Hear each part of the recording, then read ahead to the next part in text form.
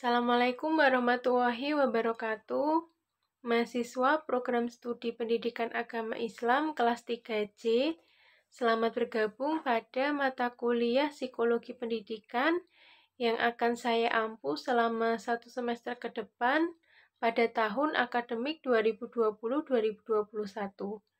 Insya Allah selama 1 semester ke depan kita akan melaksanakan perkuliahan secara online, mengingat saat ini kita masih berada dalam situasi pandemi COVID-19. Baiklah, pada pertemuan kali ini kita akan membahas kontrak perkuliahan Psikologi Pendidikan. Mata kuliah ini ditujukan bagi mahasiswa kependidikan sebagai calon guru untuk menciptakan iklim sosio-emosional yang kondusif sehingga kegiatan belajar mengajar dapat berjalan secara efektif. Untuk deskripsi mata kuliah, silahkan nanti kalian baca sendiri. Untuk tata tertib perkuliahan ada beberapa poin yang perlu kalian perhatikan. Poin yang pertama yaitu menggunakan nama di profil WA dengan baik dan jelas. Hal tersebut akan memudahkan saya untuk mengingat nama kalian. Bergabung di WA Group, Google Classroom, dan iKlas. Mengikuti pembelajaran sesuai dengan tata tertib akademik IAIN Salatiga. Dan yang tidak boleh untuk dilakukan pada mata kuliah ini yaitu melakukan plagiasi dalam setiap tugas dan bertindak tidak santun dalam perkuliahan daring maupun di dalam grup.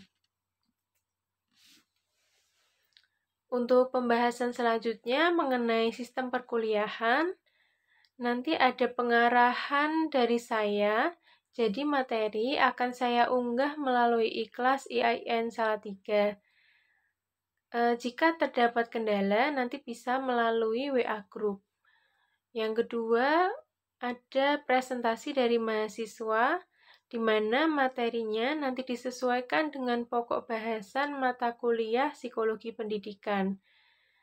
Kalian nanti akan membuat media PPT dengan menggunakan aplikasi screen recorder. Yang ketiga, untuk absensi bisa melalui iKlas, SIAKAD, serta absen manual IAIN Salatiga. Yang keempat, penugasan. Nanti ada penugasan individu dan ada penugasan kelompok. Untuk agenda perkuliahan pada mata kuliah Psikologi Pendidikan, insya Allah kita akan melaksanakan perkuliahan sebanyak 16 kali pertemuan. Untuk pertemuan pertama yang saat ini sedang kita lakukan untuk membahas kontrak perkuliahan. Untuk minggu kedua, ketiga, dan keempat, nanti akan ada materi pengantar dari saya. Minggu kedua kita akan membahas konsep dasar psikologi pendidikan. Untuk minggu ketiga kita akan membahas belajar dan prinsip pembelajaran. Untuk minggu keempat nanti kita akan membahas faktor yang mempengaruhi hasil belajar. Nah, untuk minggu kelima nanti dimulai untuk presentasi kelompok 1 yang membahas perbedaan individu dan prestasi belajarnya. Untuk kelompok 1 nanti bisa dipersiapkan dari sekarang supaya nanti tidak lagi ada alasan jika kalian belum siap. Untuk minggu ke-6 nanti dilanjutkan presentasi dari kelompok 2 yang akan membahas keterlibatan siswa di dalam belajar.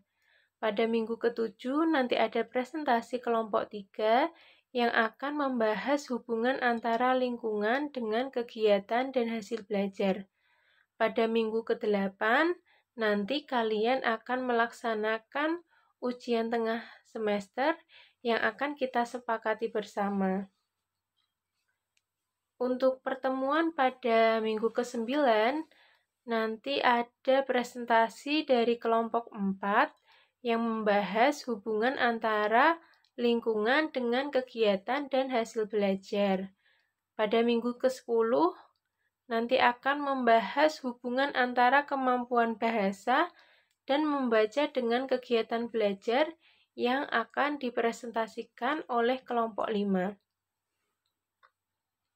Untuk minggu ke-11, ada presentasi dari kelompok 6 yang akan membahas penyimpangan perilaku, pemecahan masalah perilaku, dan konsep pendidikan khusus. Untuk minggu ke-12, ada presentasi dari kelompok 7 yang akan membahas interaksi komunikasi guru dengan siswa di dalam dan di luar kelas. Untuk minggu ke-13 nanti ada presentasi dari kelompok 8 yang akan membahas interaksi komunikasi guru dengan guru dan pimpinan. Dan pada minggu ke-14 nanti ada presentasi dari kelompok terakhir yaitu kelompok 9 yang akan membahas interaksi komunikasi guru dengan orang tua siswa. Harapan saya pada minggu ke-14 nanti kalian sudah bisa menyelesaikan materi perkuliahan sehingga pada minggu ke-15 bisa digunakan untuk persiapan ujian akhir semester. Nah, untuk teknis presentasi dan diskusi kelas, ini agak terpotong slide-nya.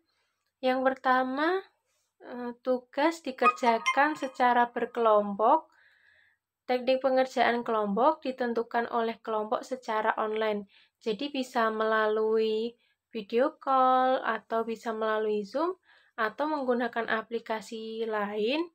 Yang pasti saya menghimbau kalian untuk tidak melakukan pertemuan secara langsung, mengingat kita masih berada dalam situasi pandemi COVID-19. Yang kedua, nanti mahasiswa membuat slide presentasi disertai aplikasi rekam layar dan presentasi dilakukan secara individu, dikumpulkan menjadi satu kelompok. Dengan durasi waktunya fleksibel, jadi nanti presentasinya perorangan seperti yang saya lakukan saat ini. Setelah itu baru digabungkan dalam satu kelompok dan diunggah ke YouTube atau akun apapun maksimal pada pukul 17 sehari sebelum perkuliahan dimulai. Kirim linknya ke email saya. Nanti pada saat jadwal perkuliahan, semua mahasiswa wajib menyimak materi yang telah dibagikan via iKlas dan wajib memberikan pertanyaan atau tanggapan melalui WA Group. Nanti pemateri akan memilih 3 pertanyaan atau tanggapan terbaik dan dijawab melalui WA Group pada hari yang sama. Nah, untuk pembagian kelompoknya nanti akan dihandle oleh Komting kelas. Nanti akan saya berikan absen.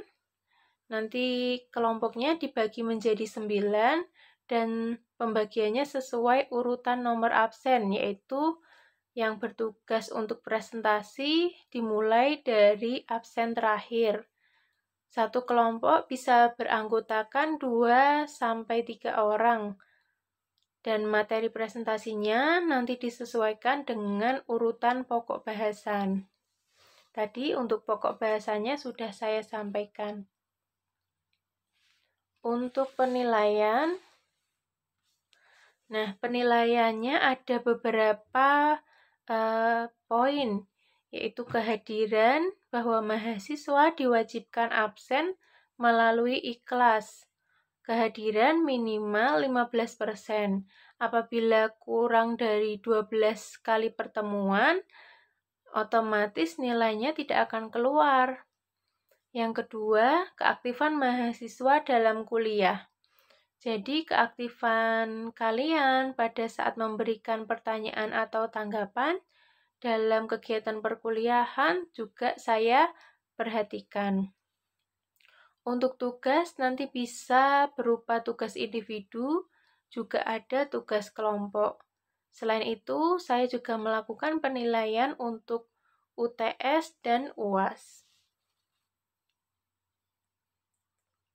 Nah, ini referensi yang bisa kalian gunakan untuk bahan dalam membuat PowerPoint. Jadi, tugas kalian hanya membuat PowerPoint saja, tidak perlu membuat makalah. Untuk rujukannya bisa mengambil dari jurnal penelitian dan jurnal ilmiah psikologi pendidikan. Jadi, ini lebih diutamakan untuk mengambil dari jurnal. Juga bisa mengambil dari buku psikologi pendidikan dan buku elektronik psikologi pendidikan. Oke, sekian yang bisa saya sampaikan. Jika ada tanggapan atau pertanyaan atau ada yang kurang jelas, bisa ditanyakan lewat WA Group. Sekian dari saya. Wassalamualaikum warahmatullahi wabarakatuh.